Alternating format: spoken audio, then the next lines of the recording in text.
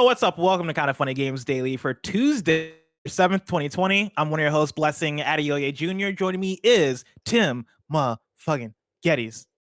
You kind of roboted it out there for a second, but did you say Tuesday? Monday, December 7th, 2020. I'm one of your hosts, Blessing Adeoye Jr. Joining me is Tim motherfucking Geddes. Let Tim host. How you doing, Bless? I'm doing good. How are you doing today? I'm doing great, man. We are just days away now from Cyberpunk 2077 being a reality. Reviews are out. You have beat the game. I am so jealous of you. And I'm also very proud of you. You put in a lot of work last week to make sure that could get done. But you did the damn thing. We're going to talk about all that later.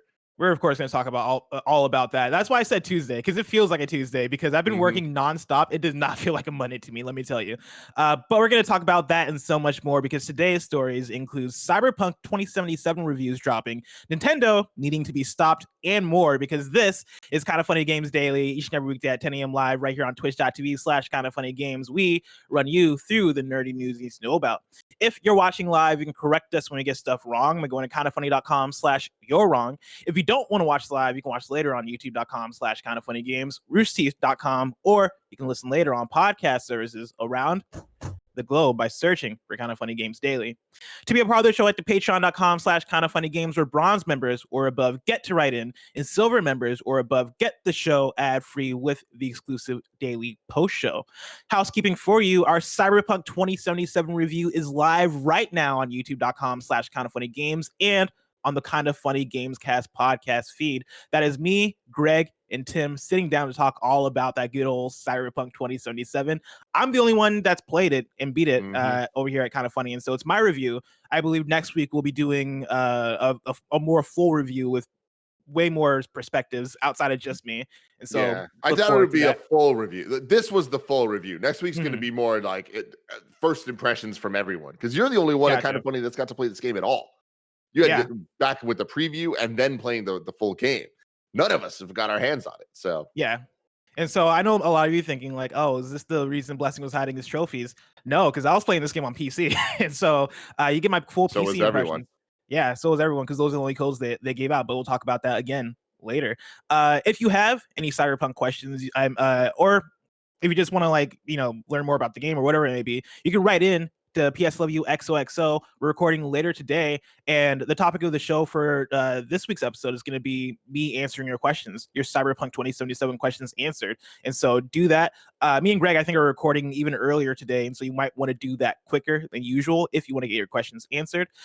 Speaking of Cyberpunk, Andy is going to be streaming some Cyberpunk 2077, showing off ray tracing and all that goodness on his Nvidia RTX 3080. That's happening first on Tuesday, December 10th from 1 to 3 p.m. Pacific time, and then again on Tuesday, December 15th from 11 a.m. to 1 p.m. Pacific time on twitch.tv/KindaFunnyGames.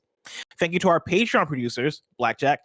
Today we're brought to you by Quip, Trojan, and BetterHelp, but I'll tell you about that later. For now, let's begin with what is, and forever will be, the Roper Report. It's time for some news. We have 4 stories today. Baker's dozen. Starting with our number 1, we got a Cyberpunk 2077 review roundup. That's right, reviews are live right now on Metacritic, or at least when I checked on Metacritic, it's sitting at a 90, and I have quite a few excerpts from multiple different sources that I'm going to read through here. Though at the top of the doc, I see that somebody inserted a very special review. Just Nico514 in the chat says Cyberpunk is a snoozer, confirmed. And I just want to give a shout out to Kevin Coelho, because I keep giving him credit for this, but he keeps referring randomly to things as like stinkers or snoozers, and like I just think it just brings me such fucking joy, even though it sounds like that is a wrong assessment of the situation. But that's good. That's great. I'm going to start off with Tom Marks at IGN, who gave Cyberpunk a 9 out of 10 and says this: Cyberpunk 2077 kicks you into its beautiful and dazzlingly dense cityscape with few restrictions. It offers a staggering amount of choice in how you build your character, approach quests, and confront enemies, and your decisions can have a tangible and natural feeling impact on both the world around you and the stories of the people who inhabit it. Those stories can be emotional, funny, dark, exciting, and sometimes all of those things at once. The main quest may be shorter than expected when taken on its own, and it's not always clear what you need to do to make meaningful changes to its finale, but the multitude of side quests available almost from the start can have a surprisingly powerful effect on the options you have when you get there. It's a shame that frustratingly frequent bugs can occasionally kill an otherwise well-set mood, but Cyberpunk 2077's impressively flexible design makes it a truly remarkable RPG. Carolyn Petit at Polygon gave it an unscored review and says this: I can't deny that Night City wowed me with its scale, its verticality, and its sense of history, but I wish I could see people like me on its streets as something more than objects. I wish that the game's politics were more radical. Yes, I know I shouldn't look to a colossal game that was itself produced under exploitative labor conditions to lead the charge of anti-capitalist liberation, but I wish the sparks of Johnny Silverhand's ideological rage got to burn brighter. That Cyberpunk 2077 felt more interested in envisioning new futures than in reminiscing over bygone glories. Neither its gameplay nor its narrative can imagine the bold possibilities that I find so central to the best of Cyberpunk. But what it does offer is visions of people trying to make do and get by in a world that's trying to eat them alive. And sometimes those people get by with a little help from their friends. It's not the revolution I hoped for, but it's something. And then lastly, I have this excerpt from James Davenport at PC Gamer, who gave it a 78 out of 100 and says this: even if you can nosedive V into a life of crime and greed, the repercussions highlight what's possible in the relief of what you reject in favor of power and money. Cyberpunk 2077 is a game about close relationships, or if you're role-playing a more cold-hearted type, seeing what life is like at the top without them. I found it moving and life-affirming in the final moments, even in the face of near certain death and a relentless onslaught of bugs. I suppose it's an appropriate thematic through line, though.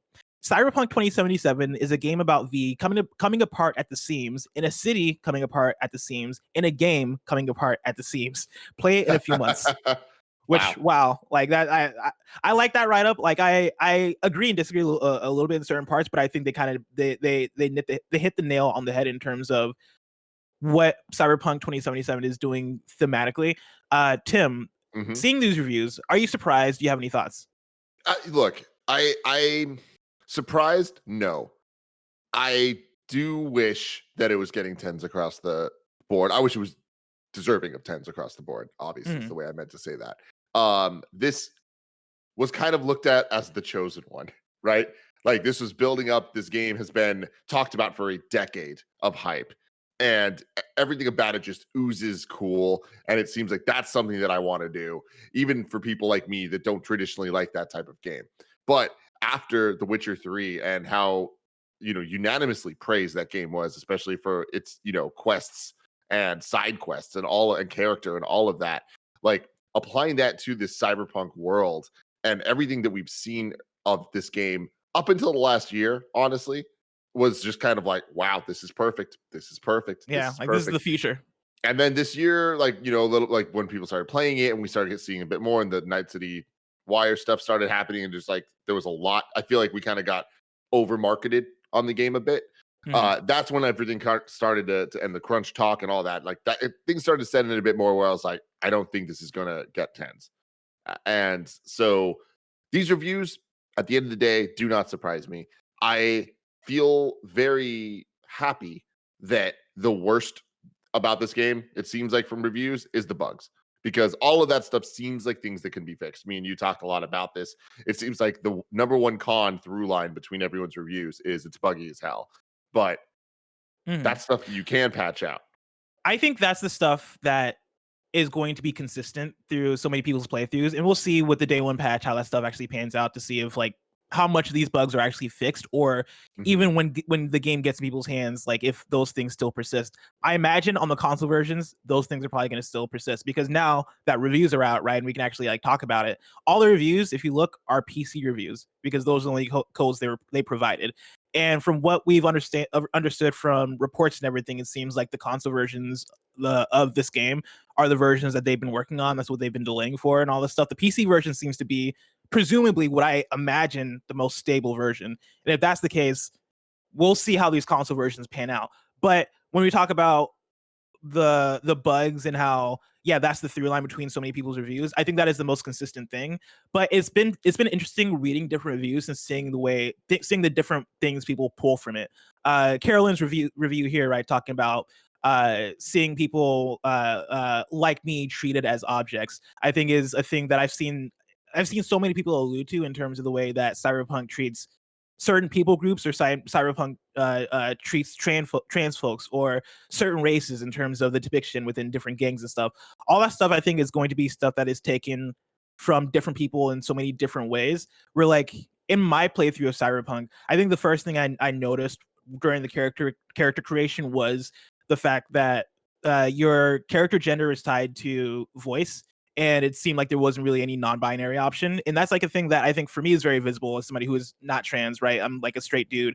Like that was the thing where I was like, huh, okay, that's weird. I don't necessarily love that decision. And then like I go in and I play the game, and I'm sure there are these other things that I probably could pick apart, or I could see as like, oh fuck, what are they doing here? But I don't necessarily have that lens, right? Like I'm playing the game as Blessing, which means the things that I'm going to be taking away as far as critiques I have are things that are going to strike me personally. And like for me, outside of bugs, that was things like, wow, this game is trying really hard to be edgy at times, and at points it works because that kind of does feed into the thematic nature of Cyberpunk. Like Cyberpunk is this thing that is, you know, filled with adult themes, filled with sex, filled with violence, filled with fucking people getting limbs chopped off and all this stuff, right? But on the other hand, it's like, for me playing the game, you know, there were parts where I was like, all right, maybe we could tone this down a bit. Or, all right, maybe we can be a little bit more subtle about You're things. holding back right now. Say it. All Say right, maybe there doesn't need to be so many dildos in this game. All right, there you go. I said it. Why is there dildos everywhere?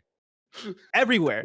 But for me, like that's gonna be my experience, right? And it's actually fun talking about this game as an RPG, which means so many people are gonna have so many different types of experiences, not only just bringing in their own views and their own life experience, but also in terms of how they navigate that world, and what routes they go down and what missions they encounter and what characters they encounter and all that stuff.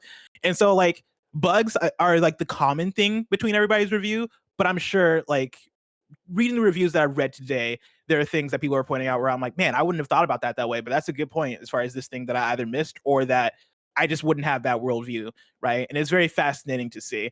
But yeah, like it's been fast. This is a fun game to talk about finally, because now that reviews are out and it's not getting straight up 10s across the board, and it is getting 9s, it is getting I think Jeff Grubb over at GameSpeak gave it a 3 out of 5 stars. Like I find that conversation way 7 over at GameSpot. Really got a 7. Mm-hmm. Damn, dude. But I find that conversation interesting because I think that paints a broader depiction in terms of what this deep, complex, complicated game is. Because that was my experience with this game. My experience with this game was this game being fucking beautiful, it being you know, deep in terms of mechanics, but then also in terms of quests and writing and all this stuff. But then it also being this tug of war between Night City being this living, breathing open world, but then also like certain parts of the writing not necessarily landing with me from the broad, like I forget which one of these reviews pointed to like the anti-capitalist stuff not feeling like it went all the way at certain times, right? And I kind of felt that too in my gameplay. But at the same time, right, there are those points where there are great character moments that in themselves shined even within that. Like it's this weird hodgepodge of different things, and it's going for so much, and a lot of those things it doesn't live up to, and some of those things it does. And overall, it's just fascinating to see for such a big anticipated game. Yeah, I mean, I'm super excited for it, and I feel like there is a lot of interesting conversation happening right now. And obviously, so few people have even played the game. So right now, it's a lot of people's talking about opinions of opinions. But you know, we personally know at least a couple people that have now played this game, and so hearing their views is really interesting to me. I'm excited and a little trepidatious about figuring out how this is going to play on consoles and how it's going to play on different types of PC situations. Like I know you just played it on a normal PC. Like you didn't have the RTX stuff, you didn't have ray tracing, you didn't have all that. I didn't have the Nvidia card required for ray tracing, but I do have like a good PC graphics card. Like for context, right? I played everything on ultra settings, and so like it ran well for the PC I had, despite bugs, right? Like it worked. Speaking of reviews, though, I have this question from the Nano Biologist who wrote into patreon.com/kindafunnygames, just like you can, and says, "Hey guys, the day has finally arrived. Cyberpunk reviews. But I want to ask a question about the other side of the industry and outlets. Based on yours and other major outlets reporting, y'all only got one code for PC. Consoles aren't available for testing 4 days before release. What the fuck? Is this a glorious shit show for everyone? Did the monkey paw lower a finger when everyone wanted Cyberpunk to come out this year?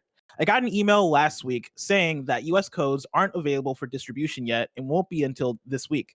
While code distributions are a benefit and not a right, how is this fair for those who are smaller creators and those whose livelihoods rely on good guides for these big games? The PC was a buggy mess, so if the console versions aren't ready yet, how can we expect the launch for the console version to run smoothly? Of course, I'm speaking from a place that is lucky to even see this side of the industry, but still, this seems like a horror show and shows the negative sides of everything in the industry, from those who want to review the game to the guide writers to even the PR people who have to handle the backlash of industry people who can say nothing more than the codes are coming. Thanks, the Nano Biologist. There's a lot in there. Tim, I don't know if you have anything to say as far as like the review situation of the game. I have so much to say about this, man. Like this is the thing is, and I think this is going to be a common statement that I make throughout this episode of the show. If some news stories are coming later involving Nintendo, I expect. The thing is, there's always going to be a difference between how things should be, how things are, and what is right. And all of those can be happening at the same time, but all be different. And like that could create some weird, scary situations and upsetting situations more often than not. And I think when it comes to this, look, we've seen so many different groups come out and just be like, we're not even going to put reviews out for games, period. The game comes out the day it comes out and people can play when they get it, and that's it, right? Bethesda has done that, right? They've tried that. Yeah. And it's like, that has its own set of backlash, right? There's no standard when it comes to how game codes are going to be released and whatever. And it was definitely surprising to us, as Kinda Funny, as people that have been doing this for a long time, that we only got one code for the whole entire team. I expected this game, like if you were to have asked me 4 months ago what the process for Cyberpunk was going to be for reviews, I would have thought that they would have been like, who wants a code? Everyone on the team gets one if they want. Which is very anti-Nintendo, which is you get one code. Yeah. Just one code. So when we only got one code from CD Projekt Red, that did feel bizarre. However, I think it's clear right now of why they're trying to do that. I think that the only having a PC version and not console versions isn't as ridiculous as it sounds. They're trying to push the PC version. It is the one that has all the next gen features and stuff right now. So I understand that is them trying to put that out there. Of course, we all want to know the experience that a lot, maybe even potentially the majority of people are going to get, which is on consoles. But all the reviewers are making it clear that this is the PC version and that the version that they're reviewing here is the PC version of this game, right? Yeah. So it's this weird tug of war between what the CD Projekt Red wants and what reviewers want, and then what consumers want. And I think it's impossible to make all three of those people happy because they all have such radically different desires and needs that don't fit with each other. So I don't know. I'm also seeing a lot of discourse about the CD Projekt Red's not allowing people to use their own captured footage for their video reviews. That happens a lot for games. I think that it's very easy to look at what CD Projekt Red has done with Cyberpunk and pick it apart. Because guess what? There's a lot to pick apart. There's a lot of shit here that's like, ooh, this should have been a lot better. Like this rollout plan. If this game was a 10, if this game was finished, honestly, guess what? All of Kinda Funny would have had it by now. Because that's just how this usually works in the industry when games are that way. Yeah. I mean, frankly, like I think the review situation, the review rollout for this game has been bad. Like to put people in my shoes, right? Like we got the review code for this game what's today, Monday, less than a week ago, right? Like we got it like on Tuesday. And right before that, I believe were the reports of one of the devs saying, I am 175 hours into this playthrough and I haven't even beaten the game yet. And so for me getting the code on Tuesday and then seeing that the embargo lifts on Monday, like doing the math, I was like, I don't even think there's 175 hours between now and the embargo. Like, how am I supposed to get through this game that I don't know how long it is? Thankfully, the game ended up being it ended up taking me 28 hours. But even still, for a game that is so long, for a game that is so deep, for a game that has so much in it, that's even rolling the credits for this game doesn't feel like enough to give my final stamp on this game. I can give my final stamp for where I'm at right now and having done the main story and having had my experience for my first playthrough of this game. But even then, it doesn't feel like enough time to review Cyberpunk 2077. That said, bringing in the lack of console reviews, right, and the fact that it seems like people still don't have console codes yet, I think that just speaks badly about the console version of this game. Like, that makes me think the console version of this game is probably going to be broken in a lot of ways, and people should probably wait for it, wait for reviews, like wait for actual launch day to come through and see what people are saying about it before you actually pick it up. If you want to be safe about it, if you want to take the risk, take the risk. I'm not going to stop you. And I get like feeling hungry for a game, hungry enough that you're willing to take that risk, go for it. But if I was in the shoes of people waiting for the console version of this game, I would wait a day. I would wait a week maybe and be like, I'm gonna see what people have to say. Because again, this isn't ideal. I think this speaks to the fact that the console version is coming in hot, and we'll see how that thing lands. I mean, but dude, like, again, you have to look at just the reality of the situation of what everyone's trying to get out of this, because the console version might be coming in hot. It sounds like the PC version did too, with how buggy it is, right? Why would they be getting this in even anyone's hands to put a numbered score on when it's in the state that it is, if they could choose not to do that? Because guess what? They could choose not to do that. They could have just not put reviews out. You know what I mean? Like, they could have just come the 10th and let everyone have their experience, and it is what it is. They made the choice to do this, and it worked for them. The Metacritic score currently right now stands at a 91 as of right now. Mm-hmm. Like, at the end of the day, game developers aren't looking at review scores for like the kindness of their heart. It's marketing. Oh yeah, for sure. I mean, 100%. But I think this kind of also comes back to the fact that I think in a perfect world, this game would have been delayed again. Like, this game, I don't think this game should have came out in this state with what I perceive the console version is being like still in development, right? Still coming in hot, right? Like, I think obviously this comes down to business, and this comes down to them already having delayed this game like multiple times, and them being like, we have to get this thing out probably about holiday for whatever the investor shit is. And I think that speaks to an unfortunate situation on all sides. Granted, I think you're correct. Like, the worst that they're getting out of this, CD Projekt Red is getting out of this, is talk of bugs and talk of like, mixed, not even mixed reviews, because it's sitting on a 91, but like not 10s across the board, which I don't think they necessarily need. Like, I don't think they're even looking for that. Like, I don't know if Witcher 3 even got 10s across the board. I think that probably had like somewhat of a similar landing as far as being in a 91, 93 in that realm. But again, like, I just don't think it's the best look as far as what's good for the audience and what's good for press to do it this way.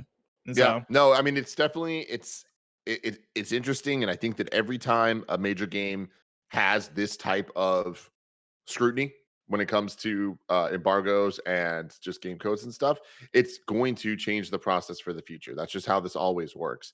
And people are, like Nano Biologist was writing and talking about being on the other side. There are more people on the other side than ever right now because of where we're at with the internet and things, where the difference between being an influencer, being games media, being whatever, it's like so much shit is blurred.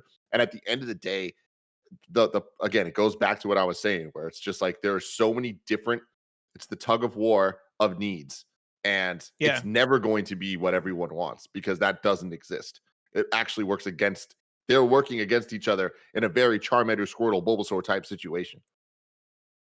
Tim, you mentioned earlier Nintendo and like how they kind of factor into the whole what to expect from companies thing. Let's get into it. Story number 2: Nintendo must be stopped. That's what I titled this story, but I'm pulling from a news story from Andy Robinson at Video Gamers Chronicle, who writes about how Nintendo's been sending out a limitless amount of cease and desists. Nintendo has attracted criticism for targeting a fan who raised $10,000 for charity by selling custom Joy-Con shells. Content creator Captain Alex had created the Edicon controller shells in August 2019 in honor of popular Nintendo community figure Desmond Etika Amofa, who tragically took his own life earlier that year. All proceeds from the controller shells were reportedly donated to the JED Foundation, a mental health and suicide prevention charity. According to Alex, Edicons had generated over $10,000 for charity by the end of 2019. However, on Sunday, Alex confirmed to Joy-Con Boys, a YouTube channel created in memory of Etika, that Nintendo had sent him a cease and desist letter at the end of September, demanding that he stop selling the Edicons. Shortly after, Joy-Con Boys posted a video on the topic titled "Nintendo Hates Us." Nintendo even reportedly ordered a copyright strike against the channel. The news attracted a significant amount of criticism on Twitter, where both Nintendo and Etika were the top trending topics on Monday with over 150,000 tweets. And I noticed this last night as I was just scrolling through Twitter and I saw Nintendo trending and I was like, oh, Nintendo's trending. Must be a new direct. And I clicked it and I was like, oh, fuck, no, they are doing some shit over there. Tim, have you kept up with this at all? Do you know what's going on? Mm-hmm. Yeah. And, how do you feel about it? As always, Nintendo go Nintendo. And this, again, like I said earlier, this entire episode is a tale of what's right, what's being done, and what should be done, all of that, different things. Like, Nintendo obviously has the right to do this. On top of that, the dude that did this, Captain Alex, did not have the right to make these things. And whether it's for charity or no charity, whatever, it's like, you can't do that. Nintendo owns these copyrights. You can't do this. You can't sell that stuff. You can't, no matter what the cause, you just can't do it. But should you be able to? And should Nintendo look the other way on this one? Like, those are very different statements. And like, that's where this gets really kind of messy. And it's like, especially when you're talking about situations that are, when you're attaching people like Etika with the situation that happened with him, somebody that is so intrinsically tied to Nintendo and honestly to the positivity of the image of Nintendo over the last decade, for it to end as tragically as it did.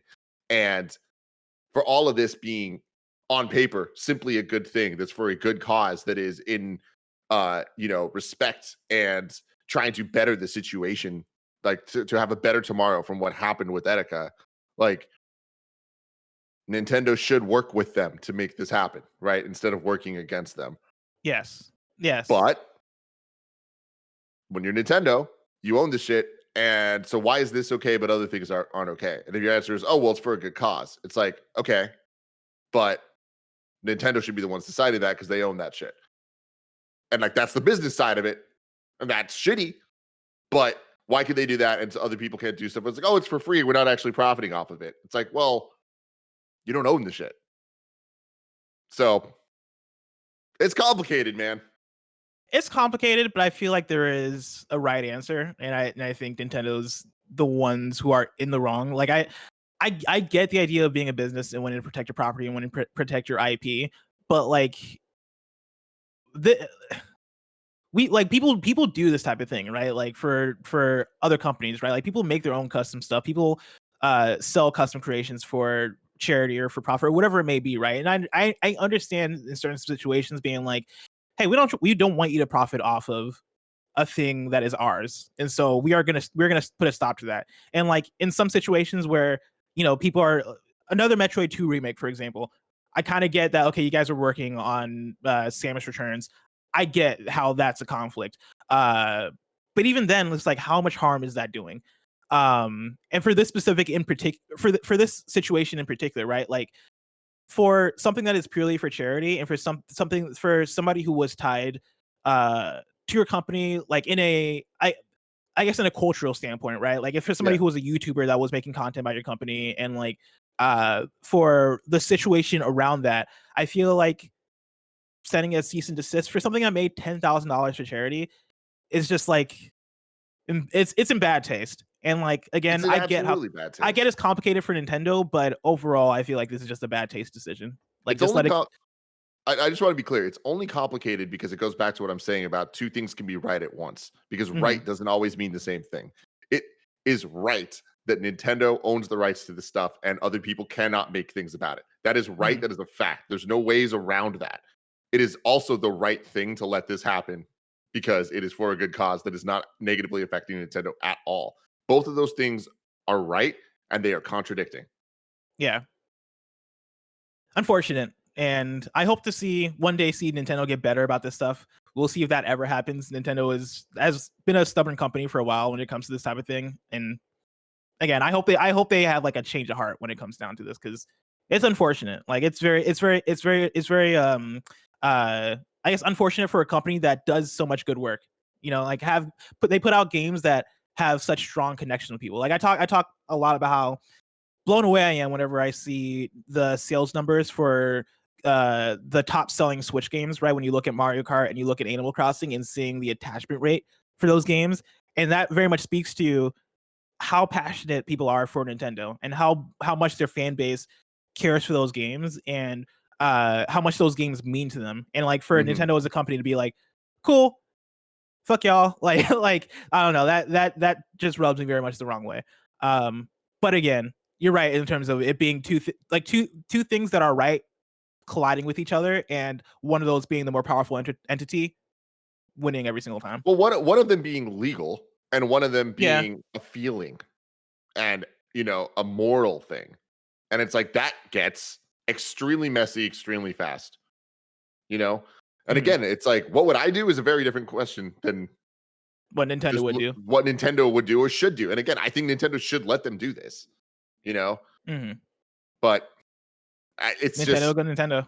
Yeah, and it's not even just Nintendo go Nintendo. I don't want to just boil it down just to that. It's like businesses are going to business, and like at some point, Nintendo does this more than the average business, I feel, or at least the average business in this industry. That's true, but that's also because more people are ripping off Nintendo's IPs than they are other IPs. Like that's just the thing. It's like we see Nintendo taking shit down because more people are ripping off Nintendo's shit. That's fair. I can see that. But yeah, it's like we just need to. There needs to be some type of situation where this is figured out, where Nintendo is having an open dialogue with these guys and talking to them and being like, "Hey, okay, how do we make this a more official thing? Like, let's do that." Because that's best case scenario from all of this. Oh, 100%. Yeah, and I'm sad that wasn't the route taken of like them hitting them up and being like, "Okay, how do we solve these? How do we partner with you guys to make this thing work?" But again, maybe in the future we see things like that. Though, for the present, we have story number 3. Neil Druckmann has a new title. This is Wesley Yin-Poole at EuroGamer. Neil Druckmann is now co-president of Naughty Dog, the studio has announced. Druckmann joins Evan Wells at the top of the Sony-owned developer, which is famous for the Uncharted and The Last of Us series. Druckmann, who joined Naughty Dog in 2004, was the creative director and writer of 2013's The Last of Us, creative director and lead co-writer of 2016's Uncharted 4, and creative director and lead co-writer of 2020's The Last of Us Part 2. He served as vice president of Naughty Dog for almost 3 years. Allison Mori and Christian Geerling are the new vice presidents of Naughty Dog. Mori was the director of operations, and Geerling was the co-director of programming. Congratulations, Neil Druckmann. Congrats all around to all these people. That's fantastic news, man. Yeah, that's super awesome. What do you want next from Naughty Dog? I know we've had these conversations before. Anything. Honestly, I trust them. It's like the thing that I want least is the thing that we're probably getting, which is factions from Last of Us. Like, I'm not interested in a multiplayer game from Naughty Dog. I know people very much are Sancho West and you, but any single player thing you can give me from not Uncharted, from Naughty Dog, I'm in. Whether it's Uncharted, Last of Us, new IP, hopefully new IP. Yeah. They got to be working on new IP now, right? That's got to be the next thing. Yeah, you imagine a PS5 game from the ground up, man. Damn, woo! That is actually very exciting. Do you have any thoughts on what that might be? I know I've given my Mission Impossible pitch for like a Mission Impossible-esque game from Naughty Dog. I love that. Which I still have my fingers crossed for. Yeah, that would be super rad. I don't know, man. Like, I think that Naughty Dog very much has a gameplay loop set that is so heavily focused on shooting that what I'm about to say doesn't really make sense. But I think that they really pride themselves on the direction they took with Last of Us, of kind of being a little bit more serious and having a story that matters more than the Fast and Furiousness of Uncharted, And I can see them trying to like do something deep, do something that's like a bit more like telling a real meaningful story that's character based, and like, but having to tie that to guns and shooting in a fun way is what like throws me off. And it's like, okay, maybe you're right, Bless. Maybe it is like a Mission Impossible type thing, because that would be really cool, and that could also have a cool deep story. But of course, like Uncharted 4 had a fun, totally story. Yeah, but I'm excited. I Yeah. think it's gonna be a while till we hear anything, but I'm excited. I feel like you have to have something to balance out the seriousness of The Last of Us, which is why that Last of Us Uncharted back and forth I think works so well, which is why I lean more toward a Mission Impossible thing. But like, I think it'd be fun to have for them to experiment with their game design, because I think since Uncharted 1, there's been this through line of, hey, we know what a Naughty Dog game is. It is, Mhm. you are going through these shooting corridors, and then you are going through these story segments, and then back into these shooting corridors, and then back and forth. And then also you're going to be doing these puzzles in between where you are moving a thing so that you and your companion can like hop up to the ledge, or your companion is like boosting you up. Mhm. Like they have a set formula that I want to see them break, because I See, think Naughty Dog is really, I think Naughty Dog is so good at I game design. I want them to do something new, because I want them we've to had just that. keep evolving. We have had that, but I feel like even just playing Last of Us 2, you can, and when you play Last of Us 2 and go back to Uncharted, you see how far that it's come, and no one else has nailed that type of design. So it's like I want to see more of that design. We don't have enough of it in games. So I I don't don't know. necessarily need them to like reinvent the wheel. It's like Mhm. I would rather them like keep iterating and like make something freaking dope. I'm not asking for the same thing. I'm asking for a, if we keep getting things that are as big of a enhancement and leap as they have proven to do over the last 6 iterations of their games, like I want more of this, man. Mhm. I mean, I don't disagree entirely, but I think for me, for Last of Us Part 2, one of my small complaints with that game was the fact that by the time I got halfway through, it had felt like I'd played that game before. Like it Last of Us Part 2 did certain things that I think up the ante in terms of what you expect from a Naughty Dog game. But all in all, like when I made my way to an objective, right? Like I get to the location and I'm like, you know what, man? I bet when I get here, the front door is gonna be blocked off. And sure enough, I get there, front door is blocked off. I have to like climb into a window that's on the roof in order to get to where I'm going. And then something else is gonna derail me. Cool. Once I get past this thing, I'm sure there's gonna be some landmark in the distance that my companion is gonna point to and be like, oh, there's the thing we need to get to, and that ends up happening. And like to a certain extent, the Naughty Dog games I think become predictable because their structure is so refined and has been the same throughout. I mean, since Uncharted 1, right? And like they've made those small improvements that have been upping the ante. But I want to see them at least try to do something that is dynamically different in a way that shakes things up, but also like, I also want like a Last of Us 3 possibly, or like a new Uncharted one day, right? Like I want them to come back to the formula, but for whatever the secondary game is, right, or the third series they're working on is, right? I want that to be a, all right, we're gonna make this back and forth a little bit more different and dynamic than what we've had with Uncharted and Last of Us.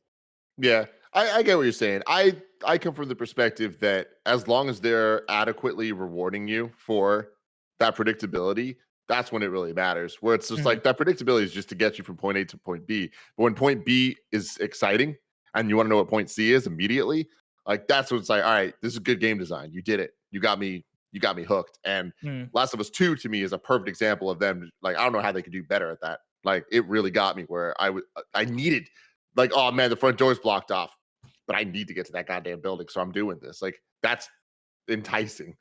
Mm. But We shall see. I'm excited for whatever Naughty Dog's next game is. hell yeah. Story number 4.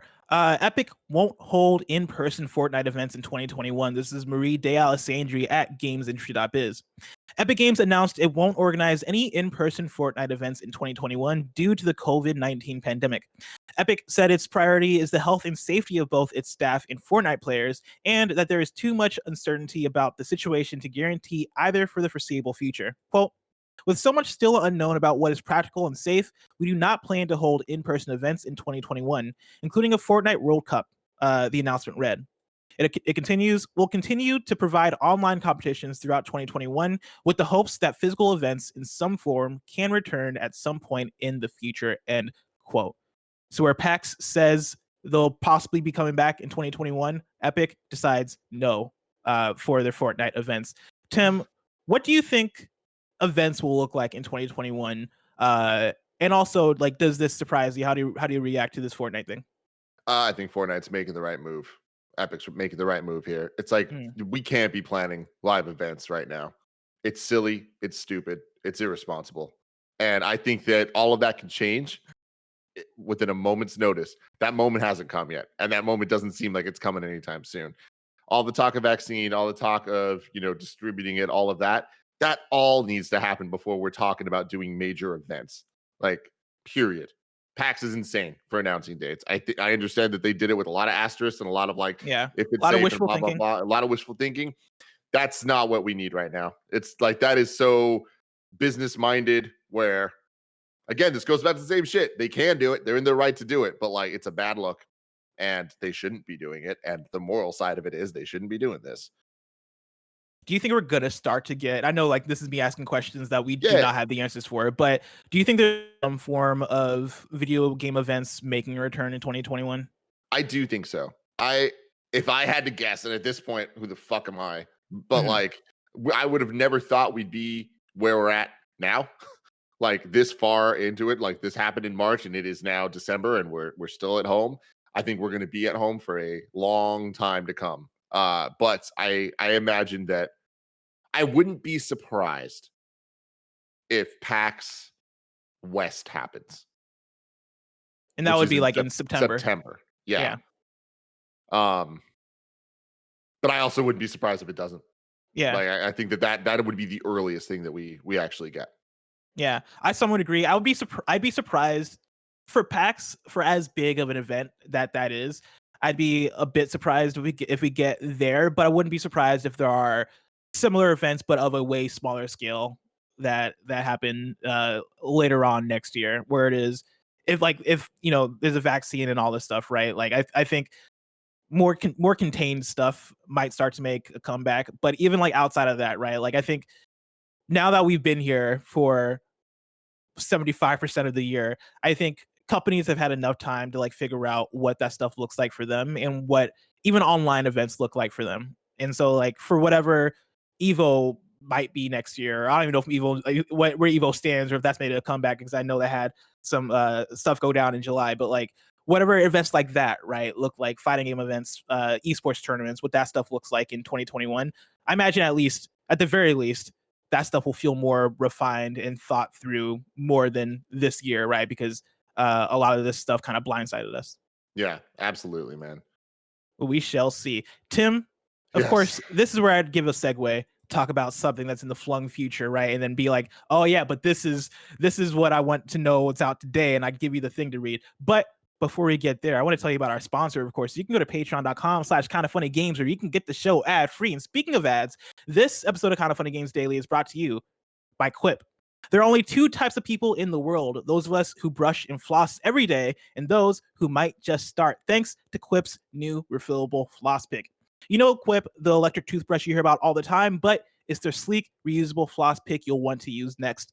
The durable handle is easy to guide, restrings with a click, and comes with a compact mirrored dispensing case for on the go.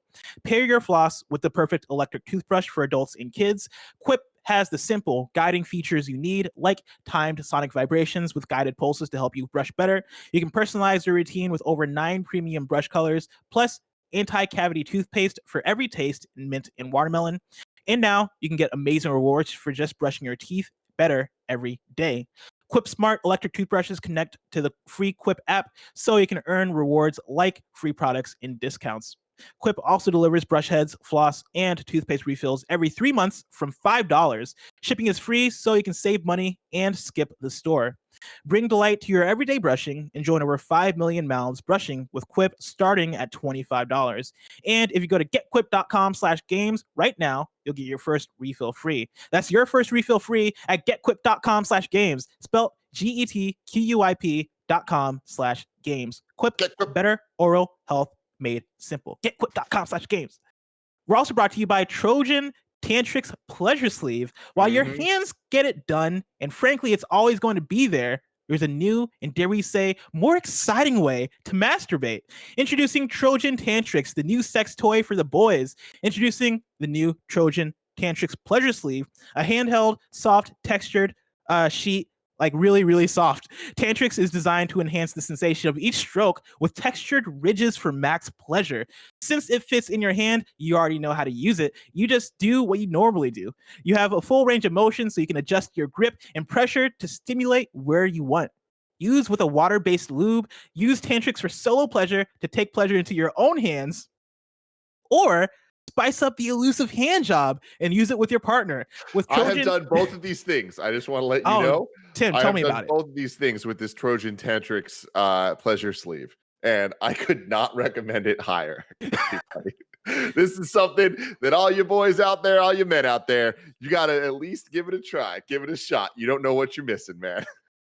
Tim, I know every now and then sponsors will send us products to test out so we can talk about them on the show. I'm going to need a shipment of Trojan Tantrix Pleasure Sleeve. Please and thank you. I'll get right on it. I appreciate it. With Trojan Tantrix, there's a better way to do it. So head to Amazon, Walmart, or Walmart.com and make masturbation so much more. I've never loved an ad so much. We're also brought to you by BetterHelp. This podcast is sponsored by BetterHelp. Is there something interfering with your happiness or preventing you from achieving your goals? BetterHelp will assess your needs and match you with your own licensed professional therapist. You can start communicating in under 48 hours. It's not a crisis line. It's not self-help. It is professional counseling done securely online. There's a broad range of expertise available, which may not be locally available in many areas. The service is available for clients worldwide. You can log into your account anytime and send a message to your counselor. You'll get timely and thoughtful responses. Plus, you can schedule weekly videos or phone sessions so you won't ever have to sit in an uncomfortable waiting room as with traditional therapy. BetterHelp is committed to facilitating great therapeutic matches, so they make it easy and free to change counselors if needed. It's more affordable than traditional offline counseling, and financial aid is available. BetterHelp wants you to start living a happier life today. Visit the website and read their testimonials that are posted daily. Visit betterhelp.com/games. That's better, HELP, and join over 1 million people who have taken charge of their mental health with the help of an experienced professional. Special offer for Kinda Funny Games Daily listeners: get 10% off your first order or your first month at betterhelp.com/games. That is 10% off your first month at betterhelp.com/games. What a transition between ads, you know what I mean? I love it. I almost didn't keep it together from the Trojan Tantrix to BetterHelp. That was a tough one, but we made it. Warthog155 in the chat says, that shit caught me off guard. I got tears from laughing so hard. I almost lost it. Honestly, we've done it, man. Kind of funny. We fucking made it, man. Me and Nick had to put in so much work in the early years of Kind of Funny to get this. We finally made it. We made it all the way here. Get that. That wasn't a joke, by the way. I do want a delivery. Oh, of course you do. Tantrix, why wouldn't please. you? Please. I just need to know. Tim, very excited for that delivery, but I'm sure it's going to take a little bit of time for it to get here. If I want to know what's coming out to Mom and Grop shops today, where would I look? The official list of upcoming software across each and every platform as listed by the Kinda Funny Games Daily show host each and every weekday. Yeah.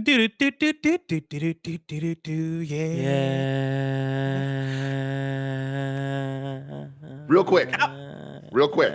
What's up? I saw Jeff Grubb was in the chat earlier. I don't know if he still is, but if he is, I still don't know if Cyberpunk 2077 is playable in 5120 by 1440p. And I need to know. Damn, you're trying to live in that world. I'm trying to fucking live. You're trying to Jeff Grubb, if you're in the chat, if you can look that up, because I know you have a super ultra wide monitor. You're gonna have like a 360 I would really view. appreciate That's gonna be awesome. Oh, let's go, baby. Let's go. Out today, we got Drawn to Life, Two Realms for Switch and PC, Slapshot Rebound for PC, Monster Sanctuary for PC, Switch, Xbox One, and PS4, Wallace and Gromit's Grand Adventures for PC on Steam, GOG.com, Robot Cash, and Green Man Gaming. And then Labyrinth of Legendary Loot is available on itch.io. New dates for you. The first round of community-created gear will be coming to Skater XL on PS4, Xbox One, and PC on December 16th. Rust Console Edition has been delayed to 2021. And then Scott Pilgrim vs. the World, the Game Complete Edition, releases January 14th. Deal of the day for you. Killer Queen Black joins Xbox Game Pass on January 5th. Yo, that game needs that. That's awesome. Yeah. Because when I was playing on the Switch, there just wasn't enough people playing. It coming to Game Pass, that could be a game changer for it, man. What a fantastic video game. I was about to ask, like, oh, do you still go to arcades and bars and play that game? But then I realized that, like, that's probably not an option. But that's actually great that it's on. I know it's been on consoles for a couple years now, but for it to come to get Xbox Game Pass is going to be the boost that game, I'm sure, needs during these trying times. Of course, you can go to patreon.com/kindafunnygames to get your questions read on the show, just like Benjamin Barry did. Benjamin Barry writes in and says, "Hey, Blessing and Tim, on this week of the Game Awards, what version do you consider when judging?"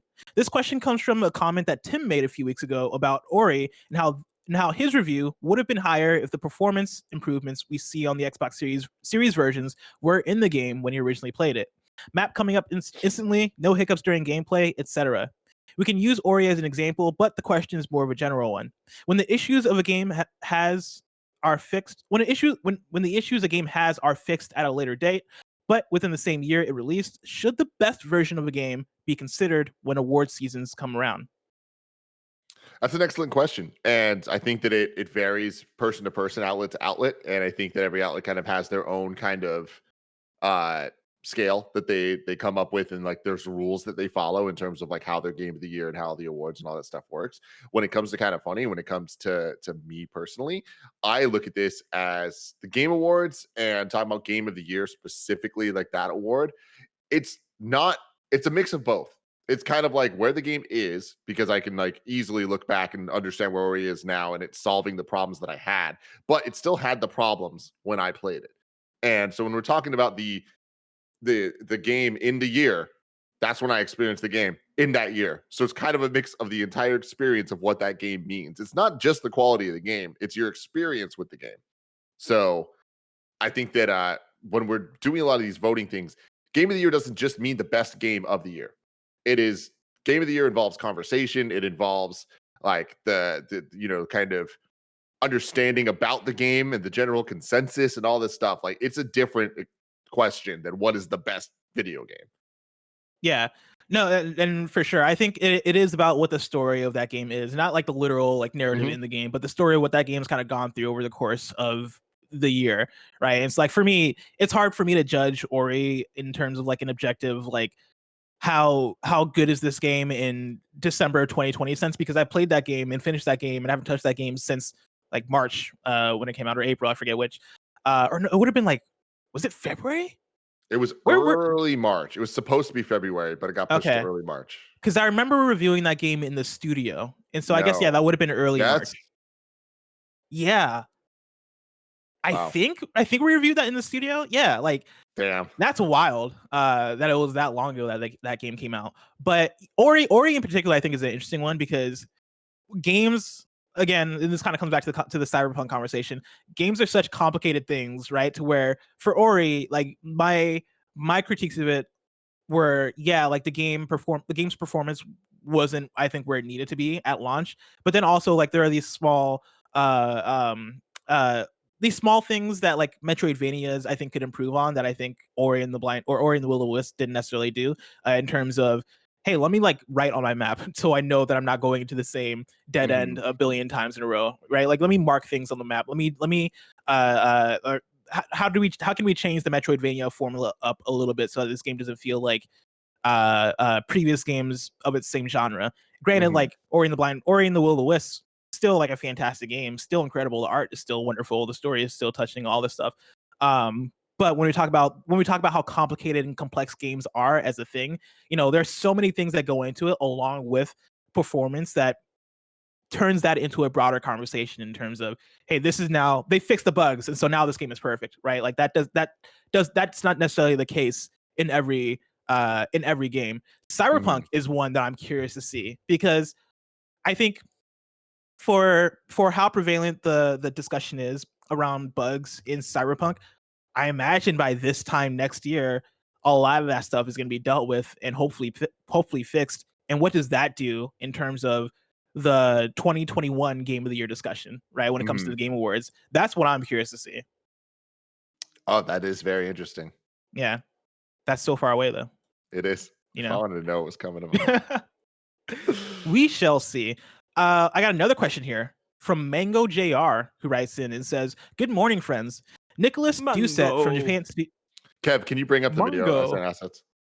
Nicholas Doucette from Japan Studios noted the success they've noticed of Astro's Playroom. Oh, do we have like breaking news or something? What's going on? No. I wanted to show that, yes, Ori review was in fact in the studio, and I just brought it up for a second, and it was bizarre to look at. It's just such a weird thing that we used to do. that Kevin has it on screen now. God, it feels so weird. Yeah, looking at us sitting in a studio.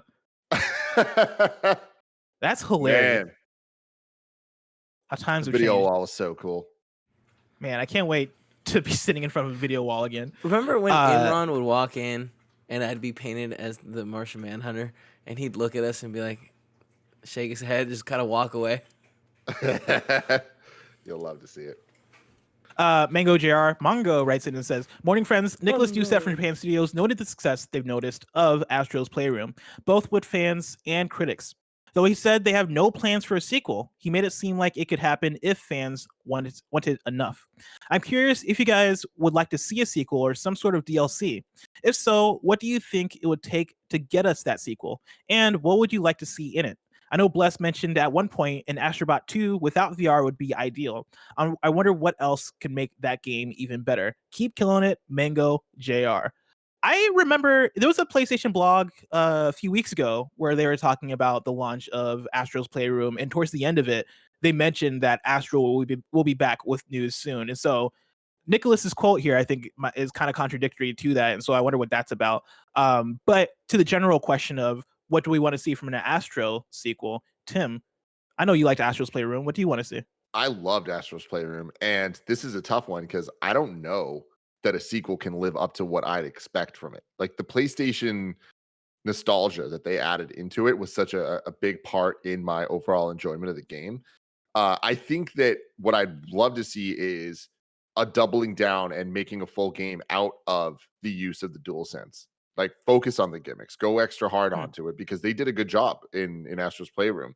But do that in a way that adds a bit more to the actual platforming of it. Like I think the platforming was fairly simple. There wasn't really much of a challenge in Astro's Playroom, which is totally fine. But I would like to see them kind of, from everything I've heard about Astro Bot with VR, take the VR side out of it and add in intense DualSense integrations.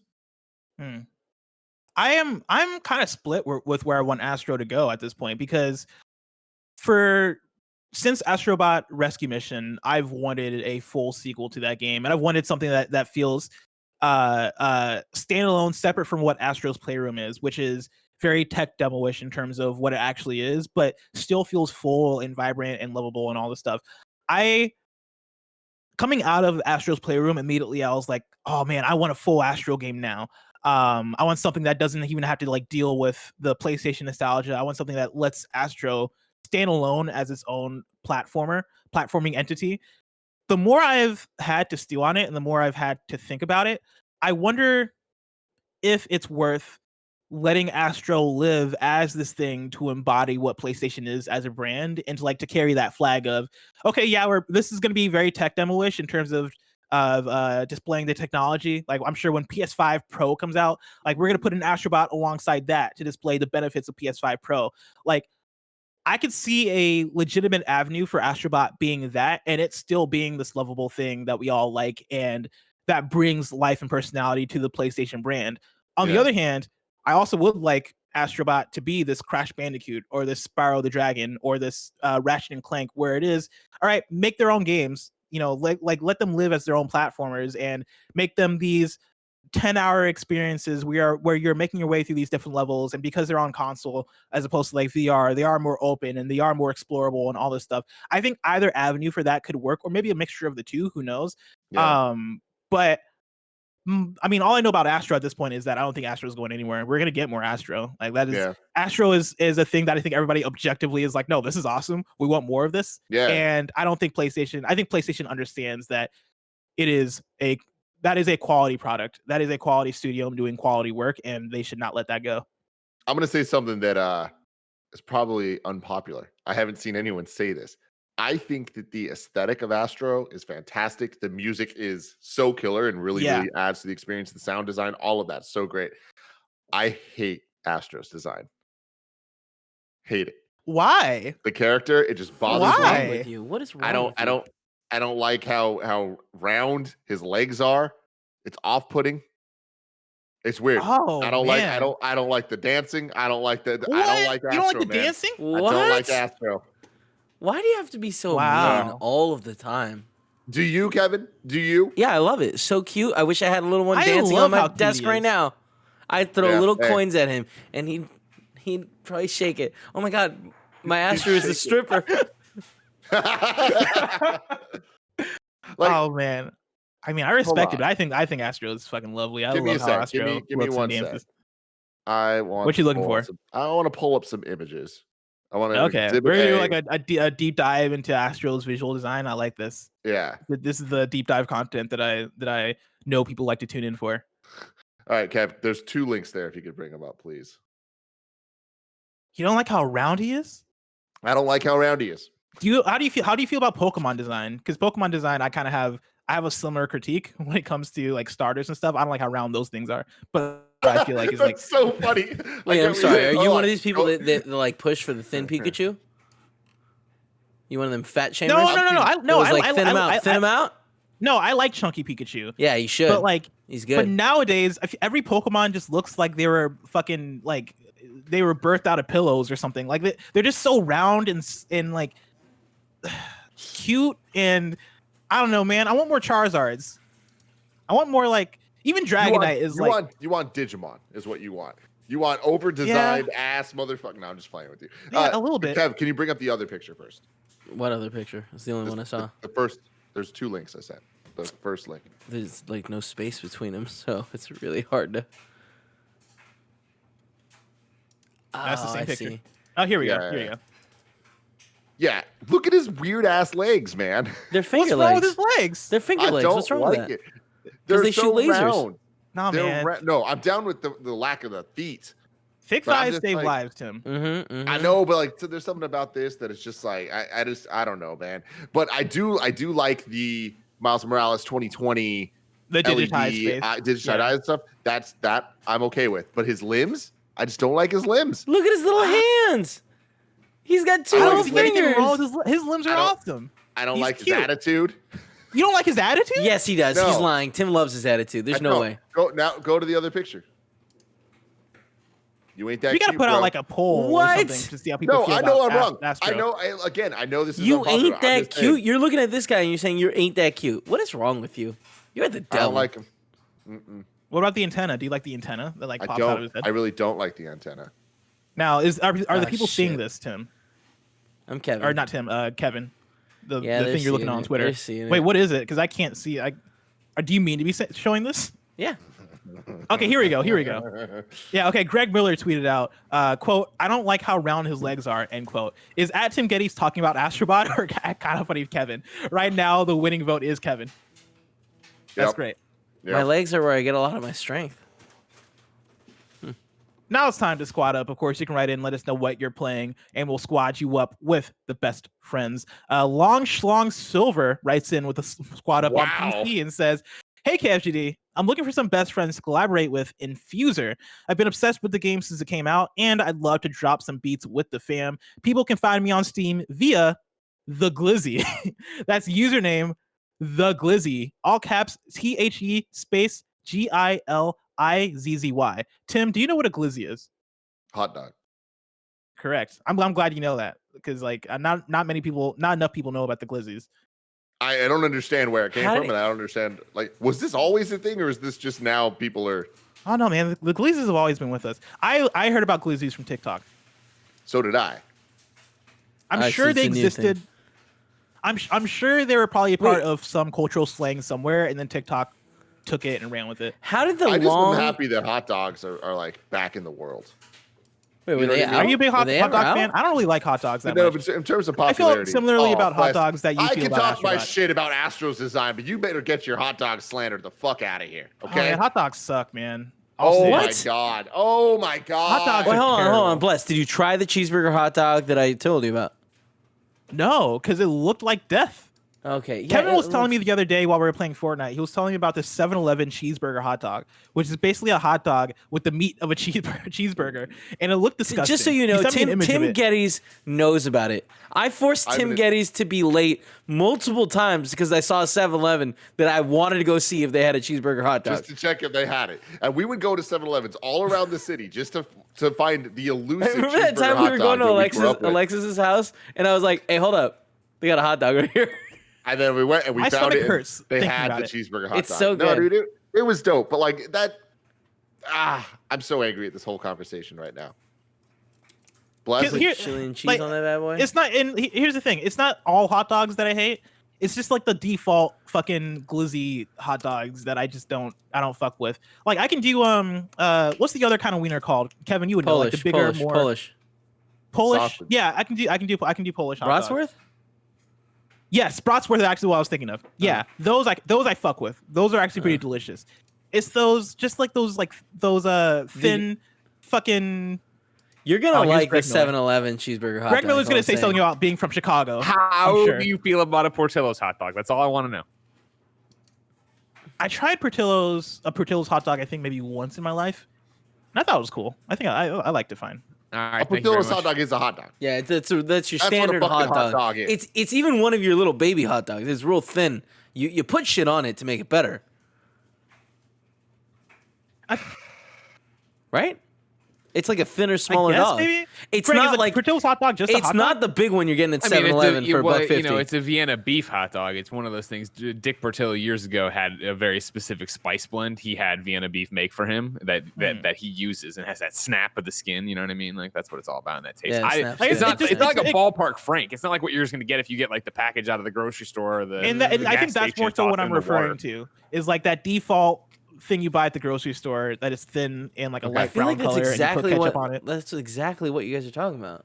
From Portillo's? But I just talked about how it's got a different spice. Oh yeah, blend sure. to It's it. got Yeah. a little bit of a Love and thicker care. skin, a little Yeah, bit of it's skin. the same. This family, isn't though. fucking Michael Jordan out there barbecuing on a 4th of July. This is a ball. Like here's the thing, it looks gross. It looks gross. It looks gross. Like I What know looks the gross? cheeseburger hot dog looks gross.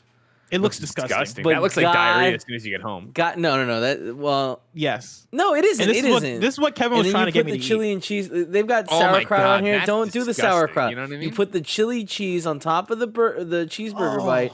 And I know it looks gross. I guarantee you a good fucking time. You're gonna eat this and you're gonna feel better about everything. It's like heroin in a lot of ways.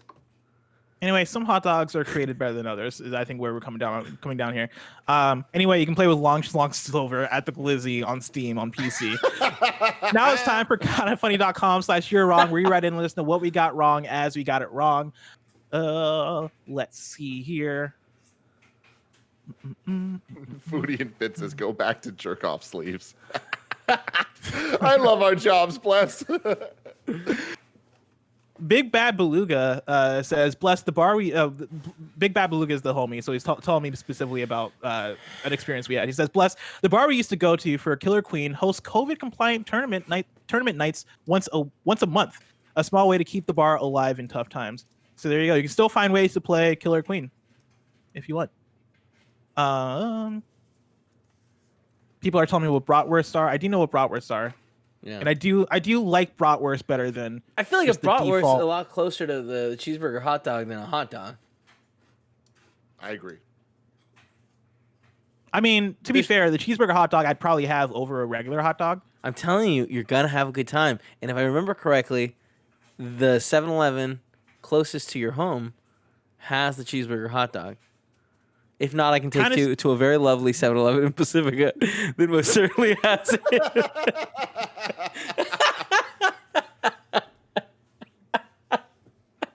All right, here we go. Kind of Steven mentions Captain Alex, who we were talking about in the Joy-Con Nintendo discussion, says Captain Alex does not make the Joy-Cons. He just paints them. There's no copyright infringement here. He is customizing Joy-Cons. He purchases and then sells the artwork on the Joy-Cons themselves.